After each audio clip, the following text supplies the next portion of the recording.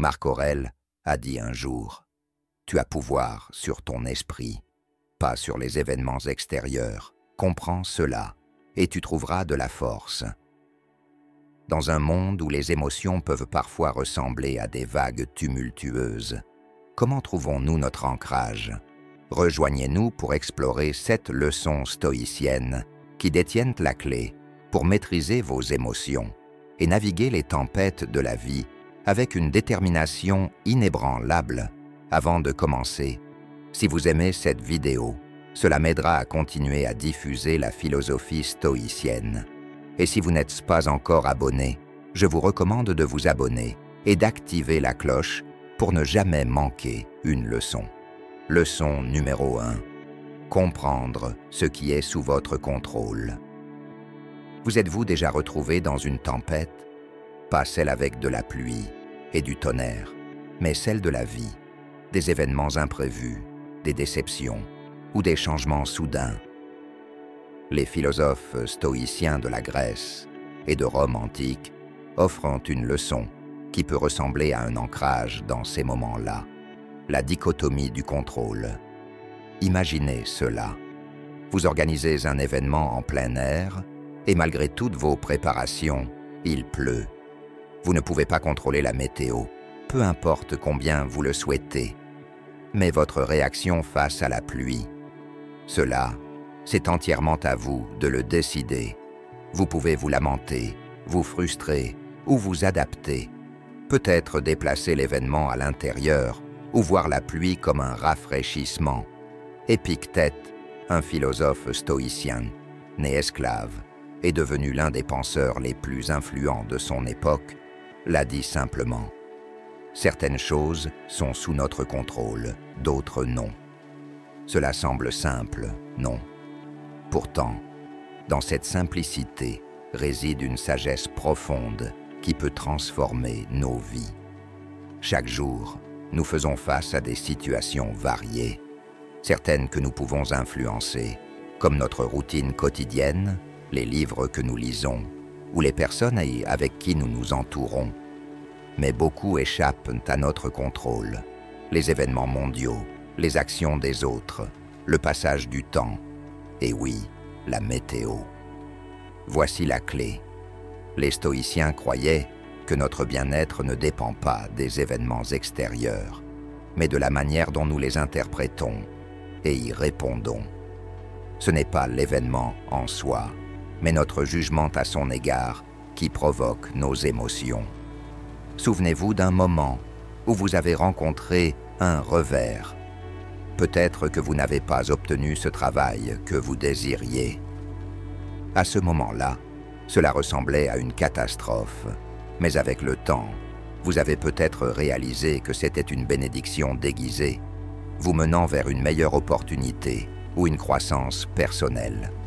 Alors, comment mettre cela en pratique? Commencez par vous poser la question. Est-ce quelque chose sur lequel j'ai du contrôle? Si la réponse est oui, agissez. Si la réponse est non, alors c'est une opportunité de pratiquer l'acceptation et l'adaptabilité. En comprenant véritablement et en intégrant ce principe, nous pouvons nous libérer des tourments inutiles. Nous pouvons naviguer dans la vie avec calme, sachant que, même si nous ne contrôlons pas le vent, nous pouvons ajuster nos voiles. Dans un monde souvent chaotique, la dichotomie du contrôle est un phare de clarté.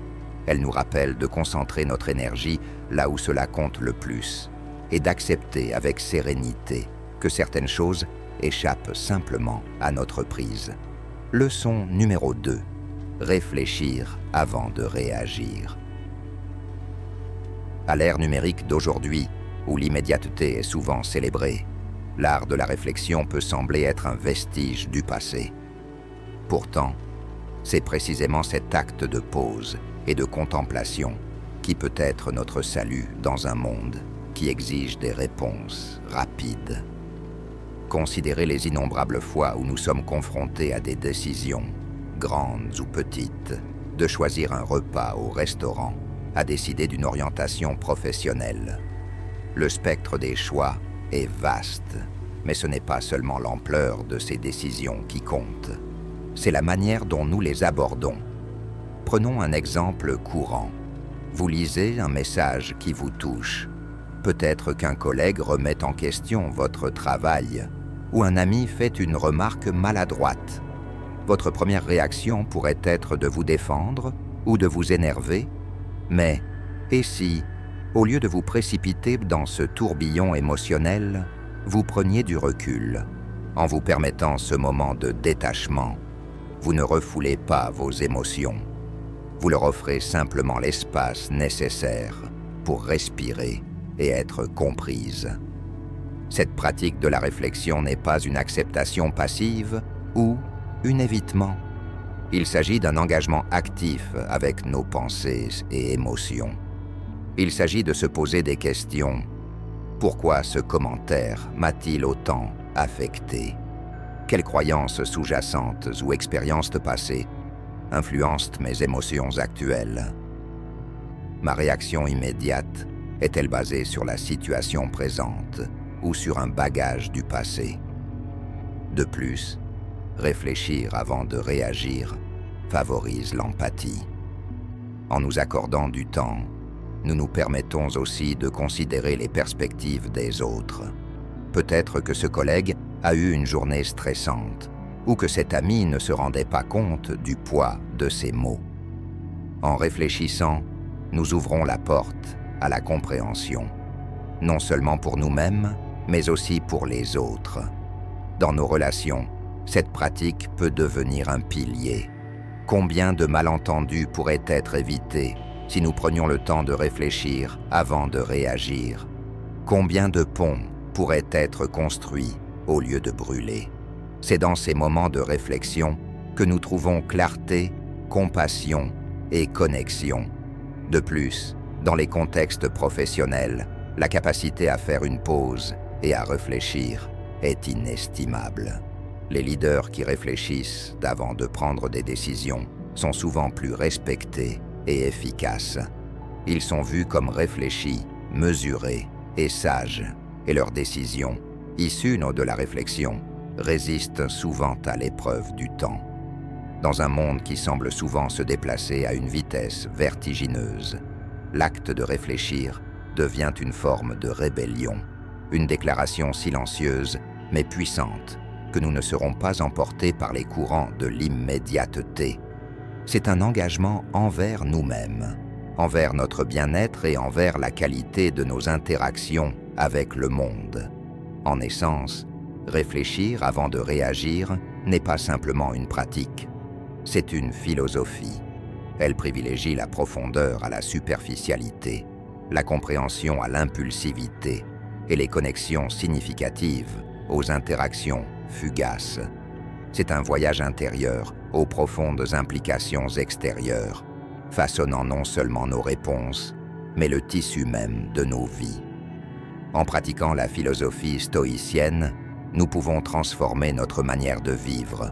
Nous apprenons à nous détacher des événements extérieurs et à naviguer dans la vie avec calme et sagesse. La maîtrise de soi, la réflexion avant la réaction et l'adaptabilité sont des pratiques qui ne sont pas seulement théoriques. Elles sont des outils puissants pour créer une vie plus sereine et plus épanouie.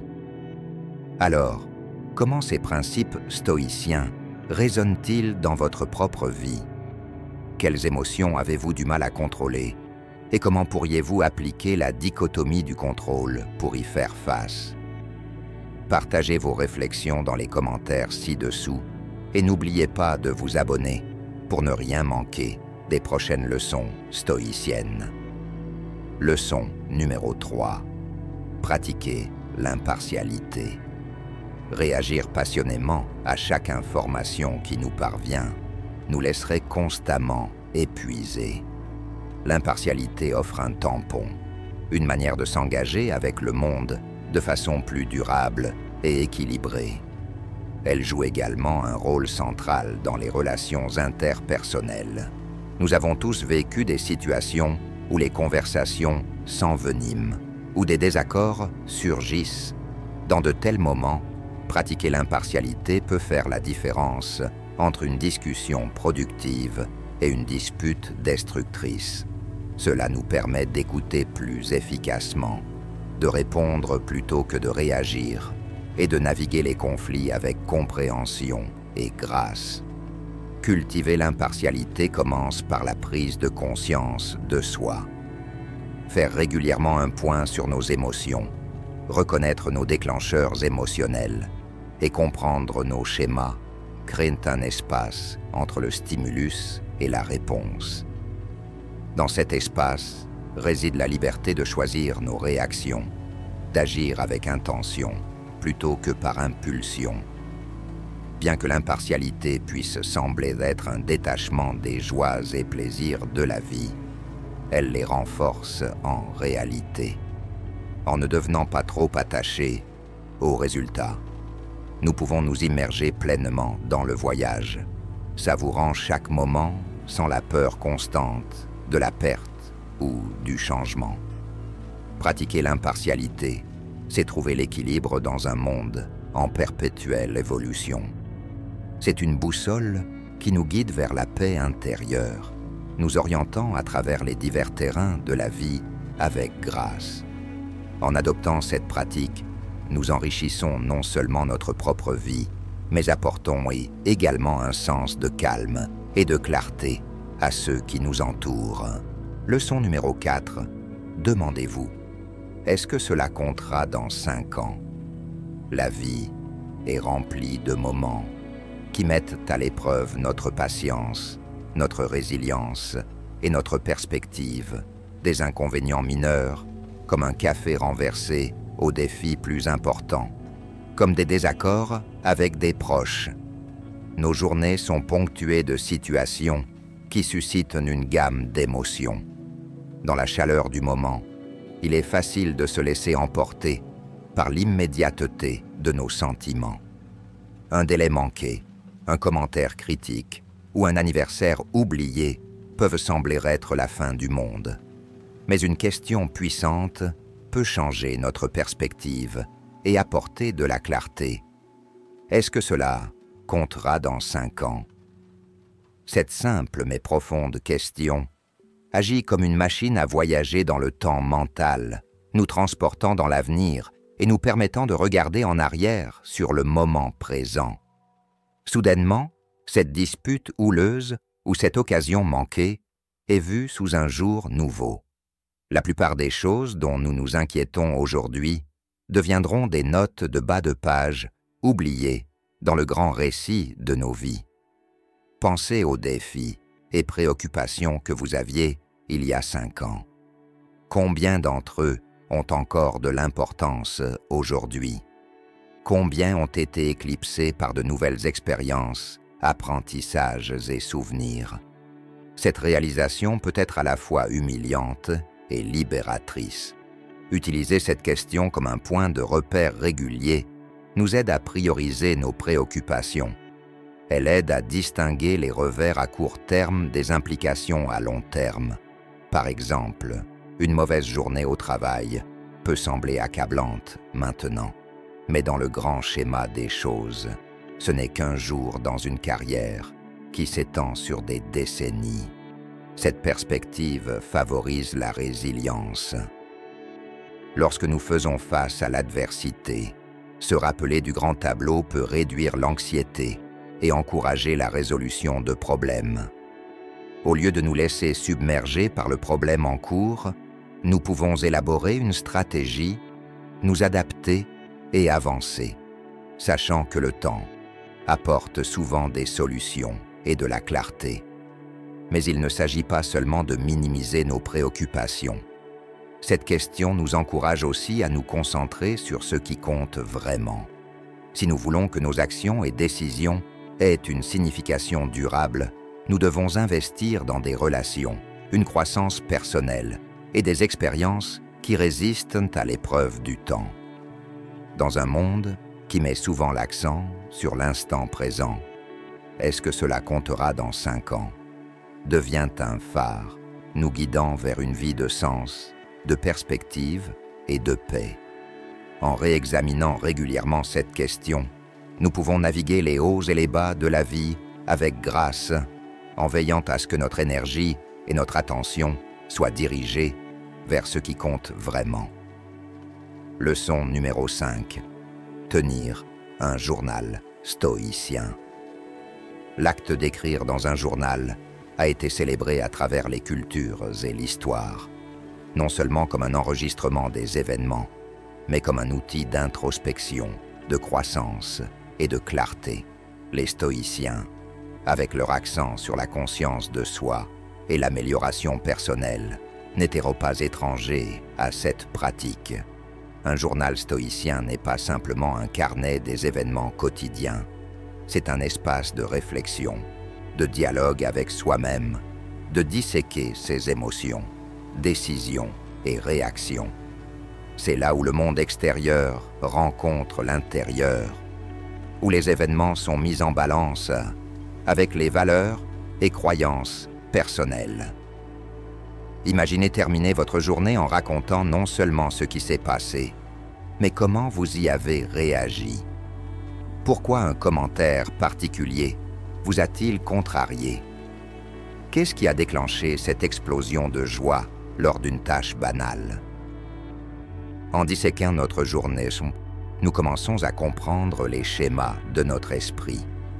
Nous commençons à voir les déclencheurs qui influencent notre humeur, les valeurs qui guident nos décisions et les habitudes qui façonnent nos journées. Marc Aurèle, l'empereur romain et philosophe stoïcien, tenait un journal qui est aujourd'hui connu sous le nom de Méditation.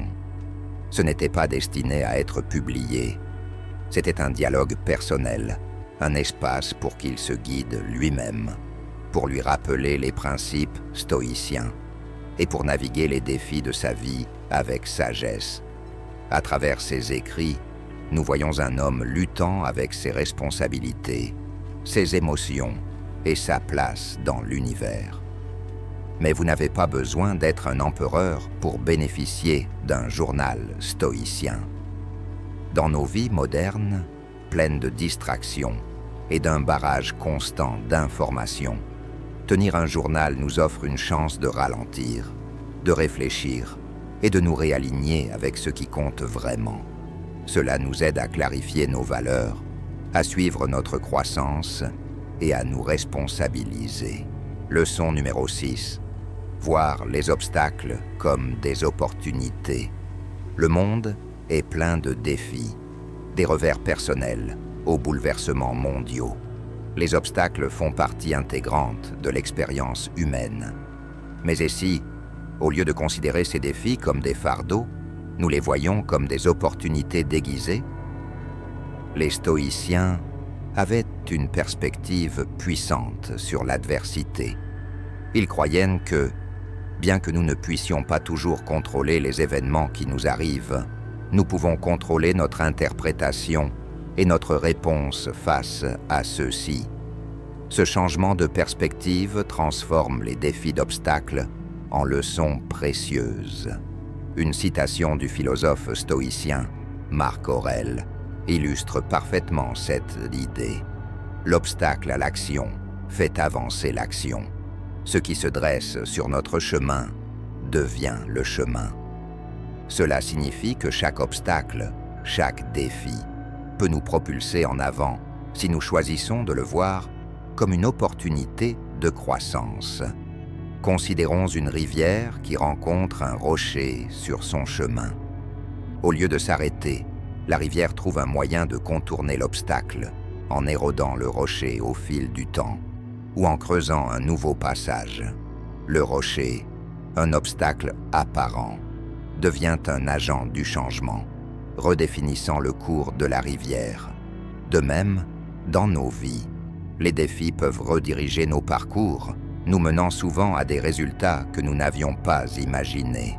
Par exemple, une perte d'emploi, bien que dévastatrice au départ, pourrait ouvrir la voie à une nouvelle carrière, à l'opportunité de se perfectionner, ou même à la chance de créer sa propre entreprise. Une relation échouée pourrait préparer le terrain pour une croissance personnelle, une meilleure connaissance de soi et des connexions plus profondes et significatives à l'avenir. Cette perspective stoïcienne favorise la résilience. Lorsque nous commençons à voir les défis comme des opportunités, nous devenons plus adaptables, plus prêts à faire face à l'adversité de front. Au lieu de nous demander « Pourquoi cela m'arrive-t-il ?», nous commençons à nous demander « Que puis-je apprendre de cela ? Comment cette expérience peut-elle me façonner pour le mieux ?» Bien sûr, cela ne signifie pas que nous devons chercher des défis ou ignorer les difficultés réelles. Il s'agit de reconnaître qu'au sein de chaque défi réside un potentiel, une graine d'opportunité. En nourrissant cette graine avec une perspective positive, de la patience et de la persévérance, nous pouvons transformer les obstacles en tremplins, nous menant vers la croissance, la sagesse et l'épanouissement. Leçon numéro 7. Pratiquer la gratitude. Dans la vaste tapisserie des émotions humaines, la gratitude se distingue comme un fil d'or, tissant des moments de joie, de contentement et de perspective dans nos vies.